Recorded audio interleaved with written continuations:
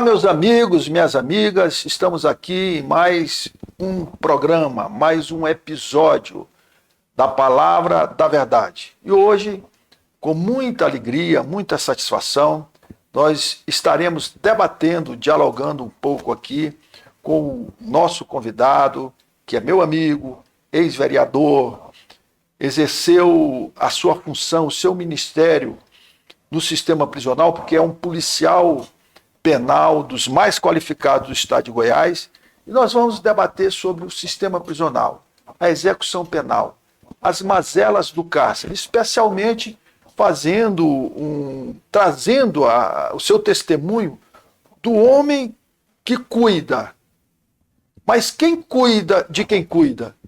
Quem vigia o vigia? Porque essa foi uma das grandes preocupações quando nós exercemos aí o cargo de gestor do sistema prisional por um longo período. Então o programa de hoje é muito interessante. Participe. Sistema prisional, a palavra da verdade. Daqui a pouco.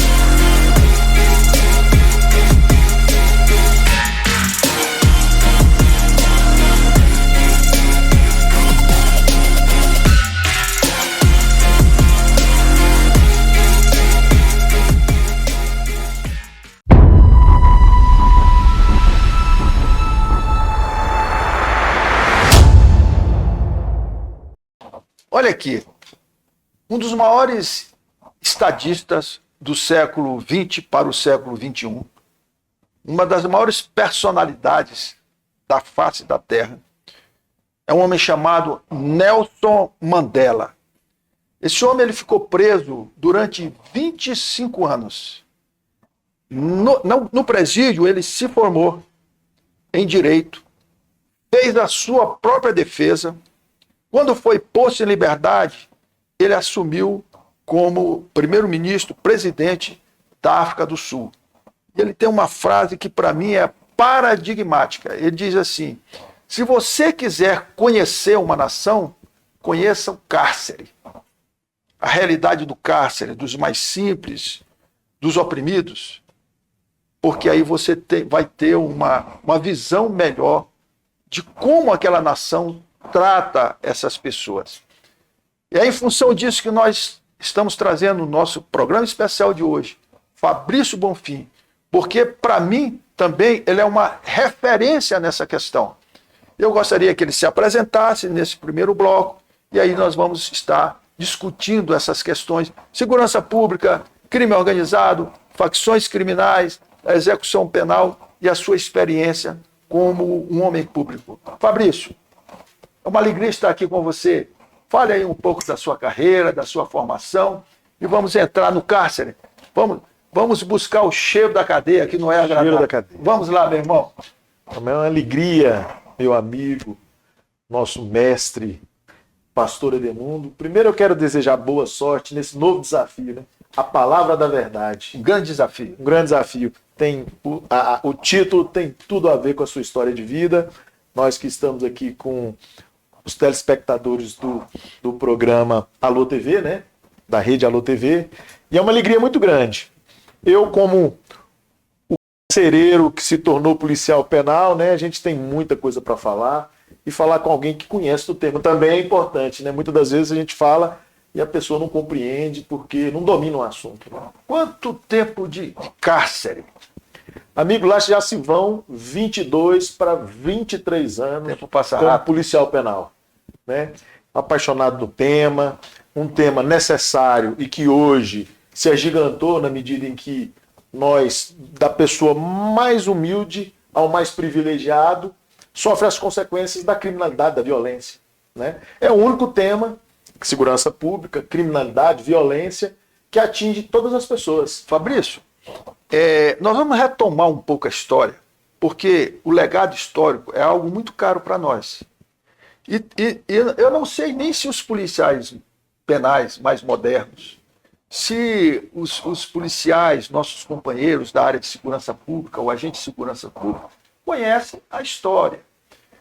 Fala aí um pouco, e você tem legitimidade para isso, porque você também militou no movimento associativo, de como que era o sistema prisional antes do governador Marconi, e aí da nossa gestão lá no sistema prisional, o trabalho que nós tivemos que enfrentar para tentar organizar um pouco, como que era tratado o agente prisional, salário, etc., e a partir daí, esses quase 20 anos de trabalho que nós estivemos fazendo lá, resgata a história, porque às vezes nós somos até assim um pouco tratado com uma certa desconsideração histórica, porque as pessoas não têm conhecimento de como era e todo o trabalho que nós realizamos e a grande herança que nós deixamos ali. Fala um pouco aí para o nosso telespectador. Bom, primeiro é muito importante fazer esse resgate histórico, muito mais por uma questão de justiça, né? Porque se inicia, quando a gente chegou, não existia a organização que se tem hoje.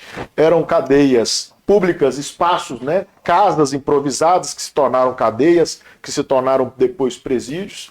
Não existia a concepção de hoje de um complexo prisional, ou seja, a figura ainda era o carcereiro, né? Não tinha, e foi trazido na gestão, a maior parte na sua gestão, essa ideia do agente que passa da função de um carcereiro, ou seja, apenas o cárcere, e passa a ser o gestor do sistema prisional. E isso foi histórico, porque a partir desse momento que se consolidou esse policial penal, que cuida do cárcere, mas que ao mesmo tempo faz toda a gestão, que pensa, não é? Que apresenta soluções para que nós possamos chegar no patamar que chegamos hoje. Você é do concurso de 2003. 2002, né? E assumiu em 2003. E nós chegamos justamente onde era o caos, naquele momento mesmo em que a gente tinha apenas retratado nos filmes o que era a realidade. Ou seja, um sistema desumanizado, brutal, cruel, seja com os presos e para com os servidores, né, que eram tratados, a diferença ali, muitas das vezes, era só a condição mesmo, o uniforme, né? Então era uma mistura, né, de corrupção, de desmando e tudo. Não existia uma política para fazer com que aquele indivíduo saísse ali com condições para ser reintegrado à sociedade.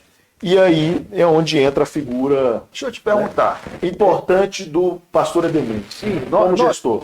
Nós assumimos lá em 2003, ficamos até quase 2009.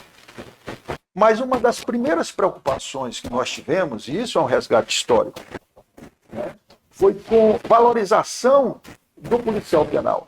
Porque nós víamos as condições, a precariedade que era. Eu fui o primeiro gestor que assinou o porte de arma para um policial penal, que deu um emblema, que deu uma identidade, que deu uma característica. Quanto era o salário do policial penal naquela época? E nós sistematizamos, fizemos uma lei orgânica, nós temos cara, nós temos condições. Isso precisa ser resgatado pela sociedade. Nós temos dois momentos históricos. Não sei se o senhor se recorda de uma reunião onde foi colocado a questão, porque até então, aí não é crítica, é uma constatação, era gerido por delegados de polícia, coronéis, no interior, figuras também da Polícia Civil e da Polícia Militar, que fizeram parte da nossa história. Mas você tem pessoas que têm toda a expertise, que somos nós. Então, nessa reunião conduzida pelo então secretário Edmundo Dias, foi a partir dali que começou-se a gestão, que o policial penal assumisse as unidades prisionais. Foi uma reunião histórica conduzida pelo senhor e nós temos, então, um primeiro marco histórico. Depois do segundo marco, foi, de fato, essa parte da legislação, legitimar os atos daquele gestor que se iniciava ali, né, que era o policial penal, assumindo as unidades, assumindo a gerência, assumindo superintendência. Criamos uma academia. Criamos a academia. Corregedoria. Essa legislação, ela se tornou referência para todo o país, inclusive ela é de A a Z, né, que a lei 18.300, que vigora até hoje, ela foi um marco, porque a partir dela, os policiais penais de todo o Brasil começaram a perceber a sua importância e o seu valor no contexto da segurança pública. Desculpe trazer isso a público, mas é um resgate histórico. Nós estamos aqui num momento de resgate histórico. Quanto que era um salário do agente prisional quando nós entramos e quanto que é um salário médio do policial penal hoje? O nosso salário era R$ 450. Eu me recordo bem, eu era comissionado do Estado, meu salário era R$ 2.500. Mesmo assim, eu me enveredei e hoje o salário no classe especial é R$ 15.000, né? E nós não temos ninguém hoje que recebe menos de 10 mil, 8 mil reais. Desculpe eu dar essa ênfase. Você está nos ouvindo? Isso tem uma luta. Isso tem um significado. Se você assume uma instituição, você quer valorizar, como que você coloca o homem que vai gerir, que vai trabalhar, num dos componentes mais importantes da segurança sua, que é a segurança pública, pagando um salário de miséria como esse? Então isso foi uma das nossas preocupações. Mas não só isso, formar, academia, valorizar. Hoje praticamente todo policial penal, ele foi incitado a melhorar de vida, do ponto de vista amplo. Quase todos os policiais penais hoje têm formação superior, pós-graduação, alguns têm mestrados e doutorados. Sim. Isso é qualificar o servidor, não é isso? É verdade, é verdade. E a partir desse resgate, da importância desse indivíduo, né? Porque o preso, ele está contido, amanhã ele estará contigo. Ora, simplesmente mantê-lo no cárcere, né, é o suficiente? Não. A premissa sempre foi de implementar políticas, né, de ressocialização, boas práticas prisionais, para que ele possa voltar ao convívio da sociedade. Tem decrescido, mas a reincidência criminal ainda é muito forte, né? Então você tem acima de 50% das pessoas que vão presas, elas voltam a cometer crimes. Então não se trata de uma questão de segurança pública, é uma questão de polícia penal, de sistema prisional, de políticas públicas aplicadas a partir do cárcere. Nós vamos retomar essa questão daqui a pouquinho. Acompanhe aí, é muito interessante. Você tem que conhecer as mazelas do cárcere para você compreender um pouquinho essa questão da violência e da segurança pública. Daqui a pouco, Palavra da Verdade, Edmundo Dias e Fabrício Bonfim.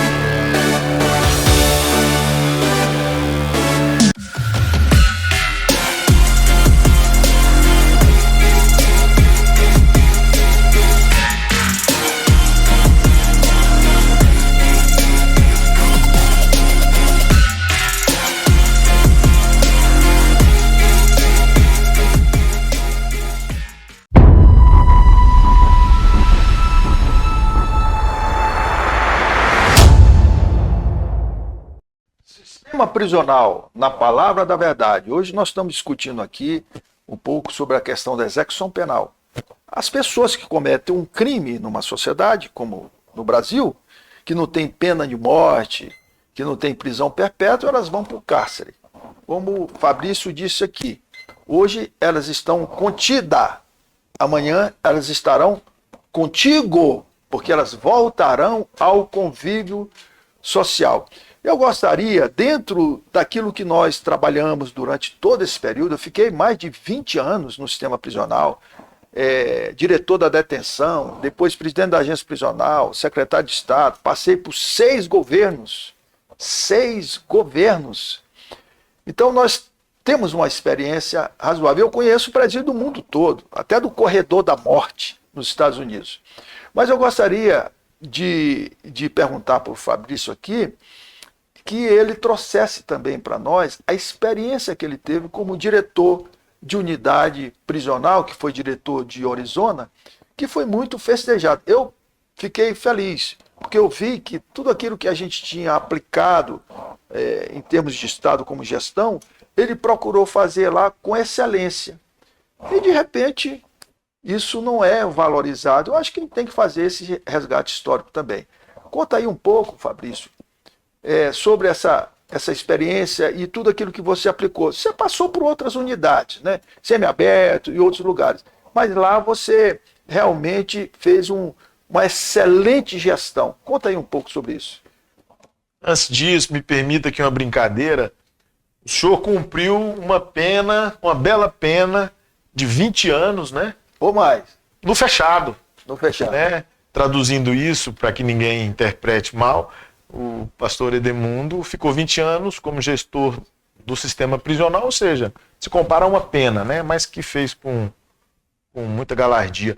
Bom, o homem público, o gestor, ele tem que se lançar desafios. Então eu saio de uma zona de conforto aqui na capital e vou para Arizona, 120 quilômetros, uma gratificação modesta, mas justamente para pegar tudo aquilo que a gente aprendeu ao longo do tempo, aqui um belo de um professor, e aplicar na prática, né? Porque muitas vezes as nossas teses e teorias, elas não são validadas. E me lancei, fiquei 2 anos em Arizona, 83 presos. De forma resumida, ao final de 2 anos, a gente conseguiu as melhores estatísticas a nível de Goiás, a de Goiás com certeza a melhor, mas a nível de Brasil.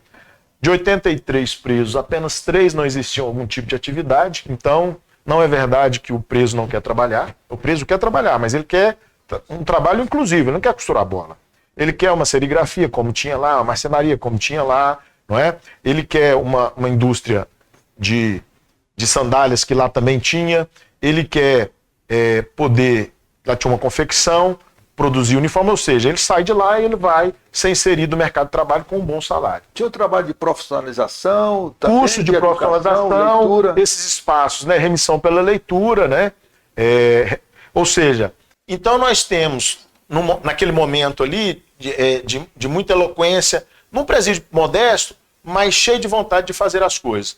Então você tem aplicação de boas práticas prisionais, nada mais do que isso, respeito à lei de execução penal, e você tem resultados que já começam a aparecer, ou seja, você tem esses presos, como eu falei, de 83 apenas 3 não trabalhavam, você não tem nenhum tipo de rebelião, você não tem fuga, você não tem apreensão de ilícitos. E a reincidência? E a reincidência durante 10 meses, 0.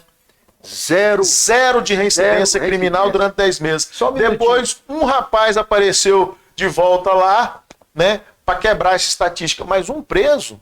Então, né? Então, assim, é importante, é válido, funciona você aplicar num sistema prisional, porque você fez no local, mas isso pode ser feito em larga escala, sem dúvida.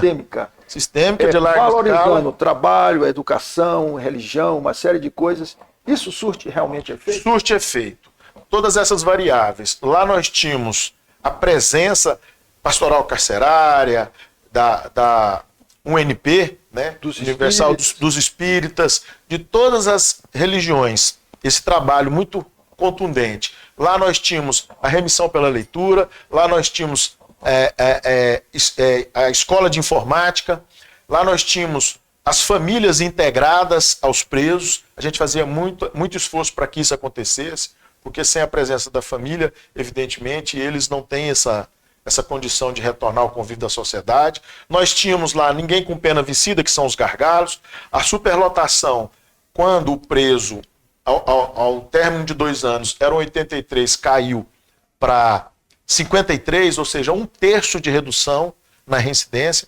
Então, esses fatores todos tornaram a unidade modelo e com estatísticas. Ora, mas muitas das vezes a gente coloca isso não é válido. Então, o que nós fizemos? Eu levei lá juízes, promotores, Departamento Penitenciário Nacional, autoridades, as faculdades, a PUC esteve, a UFG esteve, e numa dessas me convidaram, e eu estou concluindo o meu mestrado em Sociologia na Federal, e o tema, cárcere. E nós apresentamos essa estatística através de um artigo científico, ou seja, saiu da minha opinião, né, do gestor, e passou para o plano da ciência.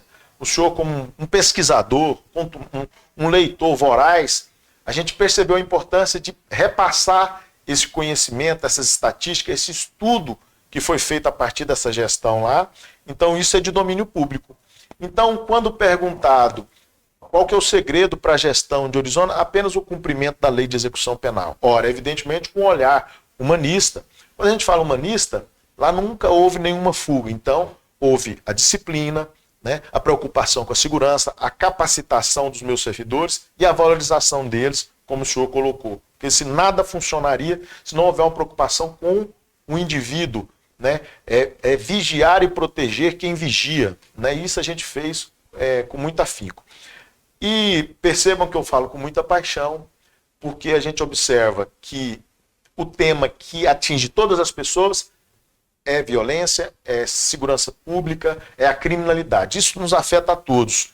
E isso é tratado apenas com polícias nas ruas é importante, helicóptero é importante, armamento, capacitação, tudo isso é muito importante. Mas a resolução de tudo isso, ela parte com a diminuição da reincidência criminal. Porque se o preso sai e volta, nós estamos enxugando gelo. O senhor, como delegado de polícia, como ex-diretor-geral da Polícia Civil, tem consciência plena disso. Então nós precisamos de algo que seja diferente do que a maioria que é feito nos estados do Brasil. Um dia eu estava numa reunião de governo, e foi determinado pelo governo que nós tínhamos que aplacar a violência do entorno, que os índices estavam estratosféricos, o índice de violência no entorno. E começou-se a discutir, o comandante-geral da Polícia Militar, o diretor-geral da Polícia Civil e eu, lá, o presidente da agência prisional na época. Nós vamos fazer isso, vamos fazer aquilo, vamos prender e tal. Quando eles estavam já finalizando a reunião com todas as estratégias, eu simplesmente olhei para eles, para todas as figuras de governo que estavam lá, falei, muito bem, tudo bem. Vocês vão prender, vocês vão colocar aonde? Porque não tem lugar. Então, assim, a segurança pública, ela tem que ser vista de um modo geral, global. Tanto na questão da Polícia Militar, que faz o trabalho de prevenção, da Polícia Civil, que faz o trabalho de repressão, Polícia Federal, etc., Polícia Rodoviária Federal, mas especialmente do sistema prisional, porque senão é essa enxugar o gelo. Então nós temos que cuidar do sistema prisional. Então, antes de nós irmos agora para o terceiro bloco, já finalizarmos este programa, eu queria retomar um pouco sobre o perfil do preso hoje. Porque nós tínhamos, há um tempo atrás, um preso com um perfil um pouco diferente. Hoje, com o incremento das facções criminosas, que praticamente dominam os presídios brasileiros, é preciso olhar um pouco mais para a questão da segurança mesmo do sistema prisional. E eu te pergunto, mesmo com esse perfil mais violento, mais organizado das facções criminosas, é possível fazer também um trabalho de ressocialização dentro do sistema prisional. Então, daqui a pouco, a gente volta para nós concluirmos esse assunto tão impactante, tão apaixonante que é o sistema prisional dentro do contexto da segurança pública. Daqui a pouco a gente volta.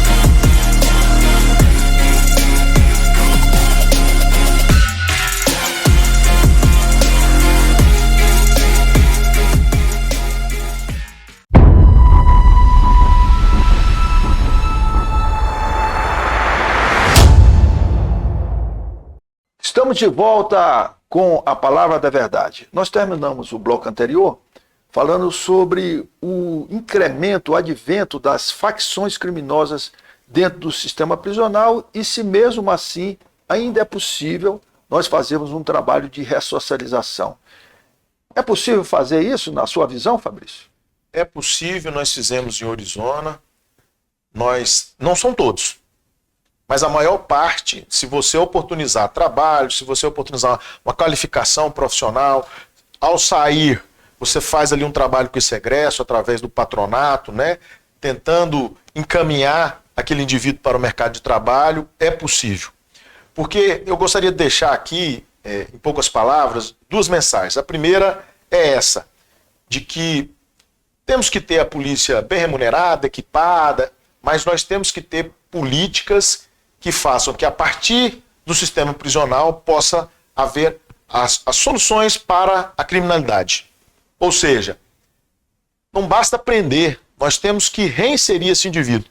Então nós temos que combater a reincidência criminal. Combater o crime, responsabilizar, a sociedade precisa e é necessário, mas nós precisamos repensar esse modelo, é o primeiro ponto. O segundo ponto é que as facções, esse fenômeno que tomou conta do Brasil, Goiás hoje nós temos uma tranquilidade de dizer que é o único estado da federação que tem o controle do CAC. O que é o controle do CAC? Não se vê mais aquilo que a gente via no passado. Né? Nós não temos aí, há 3 anos nós não temos mais rebeliões, apreensão de armas tem 2 anos que não tem, né? Esse ano houveram apenas 3 fugas. Né?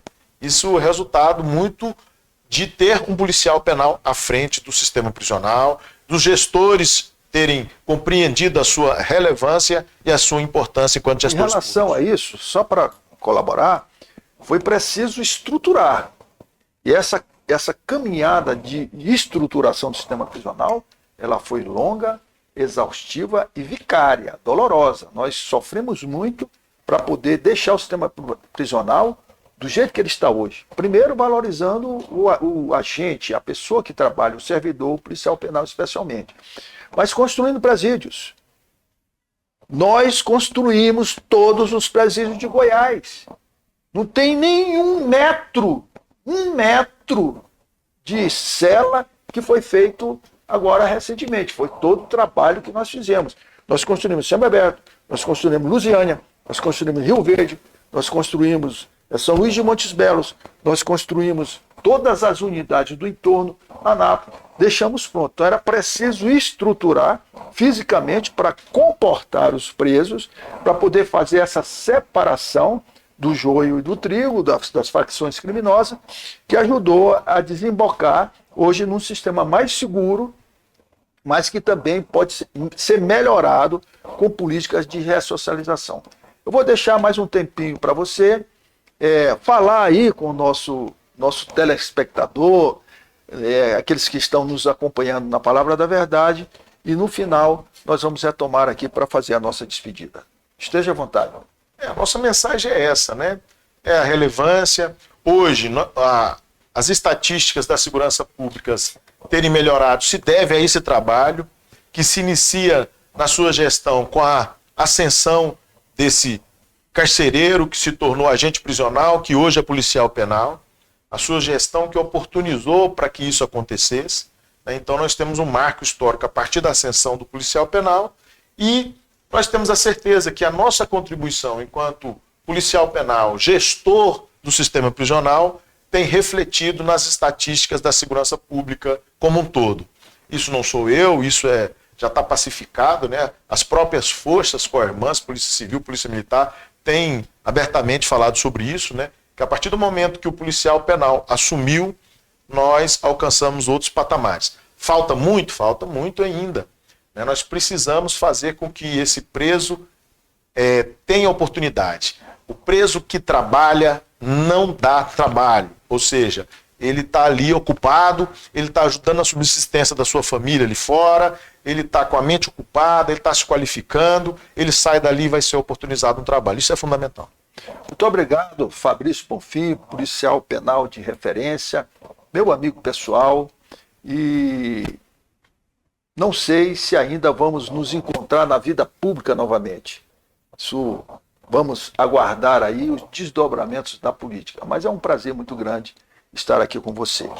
Nós vamos concluir, e eu quero concluir esse nosso programa do sistema prisional e das agrúrias do cárcere, contando também uma outra reunião de governo. Nós estávamos numa reunião de governo, comandado pelo governador Marconi Perillo, e aí um secretário perguntou: doutor Edmundo, aqui o senhor atribui tanta violência assim? Eu parei, olhei e dei respostas técnicas. Tem que fazer isso, aquilo e tal. E ele insistiu de uma maneira muito provocativa comigo. Eu acho que ele estava querendo incitar-me contra o governo e contra o governador, talvez até. E eu simplesmente olhei nos olhos dele e disse que o problema era orfandade.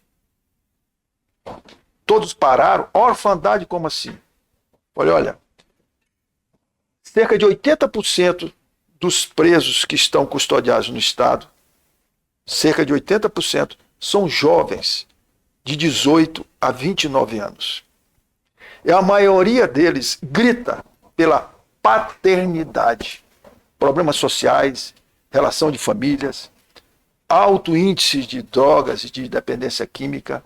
Nós temos que combater as causas e as políticas de segurança pública, elas têm que manter uma interlocução com a educação, saúde. Elas não podem ser tratadas de forma estanques. Elas têm que ser vistas de uma maneira multidisciplinar. E falei que o grande problema era esse.